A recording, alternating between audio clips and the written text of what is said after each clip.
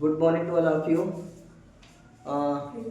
जैसा कि परसेंटेज का क्लास हम लोग पढ़ चुके हैं और आज स्टार्ट करते हैं नया चैप्टर लाभ और हानि को।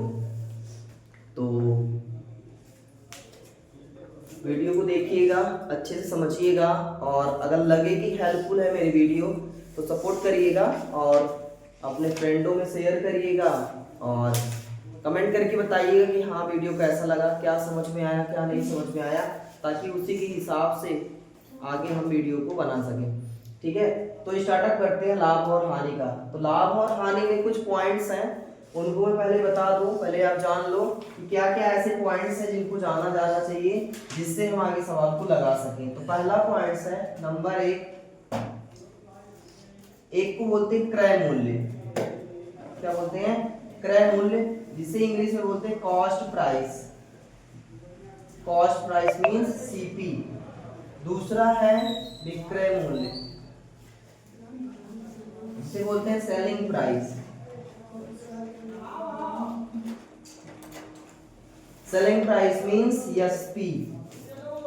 ठीक है, तो क्रय मूल्य किसे बोलते हैं, कॉस्ट प्राइस किसे बोलते हैं? तो कॉस्ट प्राइस बोला जाता है जिस दाम पर कोई वस्तु खरीदी जाती है।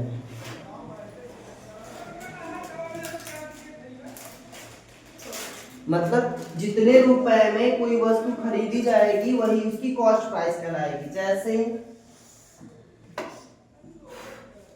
जैसे आप दुकान पे गए, कोई पेन लेकर के, मान लो ये मार्कर लेके आया गया, तो मार्कर मान लो 25 रुपए का मिला, तो आपके लिए 25 रुपया क्रय मूल्य होगा, लेकिन दुकानदार के लिए वो विक्रय मूल्य के बराबर होगा। ठीक है, जैसे एक पेन 5 रुपए में आप खरीदे,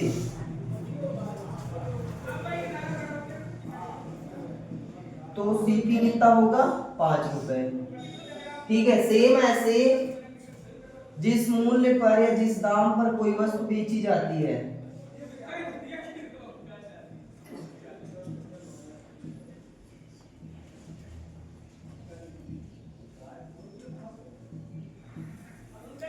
जितने भी रुपए में कोई वस्तु बेची जाएगी वो उसकी क्या कहलाएगी? सेलिंग प्राइस कहलाएगी, मतलब विक्रय मूल्य कहलाएगा। तीसरा पॉइंट निकल के आता है प्रॉफिट का। प्रॉफिट मींस लाभ। लाभ किस कंडीशन पे होगा? जब आप किसी चीज को ज्यादा में खरीदो और अगर उससे ज्यादा, मतलब जितने में भी आप खरीदो, कम में खरीदो ज्यादा में बेचो, तो आपको फायदा होगा। मतलब आपका विक्रय मूल्य ज्यादा होना चाहिए और क्रय मूल्य कम होना चाहिए। जाहिर सी बात है, कोई चीज अगर आप 10 रुपए खरीद के लेके आए, वो 15 रुपए में अगर आप बेचोगे तभी तो आपको प्रॉफिट निकल के आएगा। तो हमेशा विक्रय मूल्य ज्यादा होगा, क्रय मूल्य कम होगा, तब आपको प्रॉफिट होगा। और ज्यादा में से कम को घटाते भी दे तो कंफ्यूजन दूर ही कर लो कि अरे विक्रय मूल्य आगे होगा कि क्रय मूल्य आगे होगा, कौन आगे होगा कौन पीछे होगा। तो लाभ के लिए हमेशा विक्रय मूल्य ज्यादा होता है। अगर यही चीज मान लो आपने निकाला और माइनस में आ गया, ये चीज ध्यान रखना, मान लो फॉर्मूला ही रखा गया और माइनस में आ गया, तो माइनस में आ जाएगा तो हानि हो जाएगी। तो विक्रय मूल्य हमेशा बड़ा होगा, क्रय मूल्य हमेशा छोटा होगा, तो आपको लाभ होगा। चौथा हानि, जिसे लॉस बोलते हो आप। लॉस किस कंडीशन में होगा? जब आप ज्यादा में खरीदोगे और कम में आप बेचोगे तो घाटा हो जाएगा, इसे बोलते हैं घाटा। ये क्या है आपका? सेलिंग प्राइस, ये है कॉस्ट प्राइस। ये है आपकी cost price minus selling price. ठीक है, तो प्रॉफिट कब होगा? जब आपका विक्रय मूल्य यानी कि एसपी ज्यादा होगा, सीपी कम होगा, और इसका जस्ट अपोजिट लॉस के लिए। जब प्रॉफिट निकलेगा तभी प्रॉफिट का परसेंट भी निकलेगा, जब लॉस निकलेगा तभी लॉस का परसेंट भी निकलेगा। तो प्रॉफिट का परसेंट, प्रॉफिट अगर प्रतिशत निकालना हो तो हर एक चीज ना सीपी पे निकलेगी, मतलब हर एक चीज क्रय मूल्य पे निकलेगा। तो तो प्रॉफिट का परसेंटेज का फार्मूला क्या हो गया, कितना प्रॉफिट हुई मतलब लाभ बटे क्रय मूल्य गुणे 100, है ना।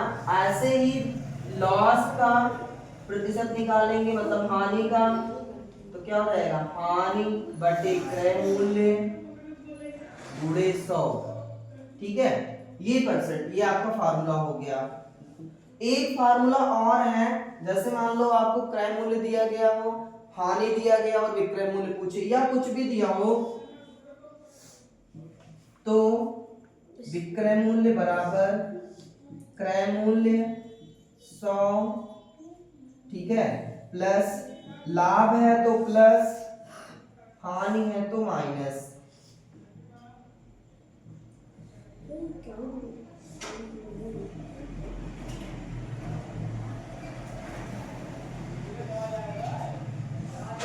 ठीक है, तो ये आपके फार्मूले हैं, ठीक है, कि जैसे जैसे जो चीज दिया है उस तरीके से आप अपना देख करके रटना नहीं है, चीजों को ध्यान रखना।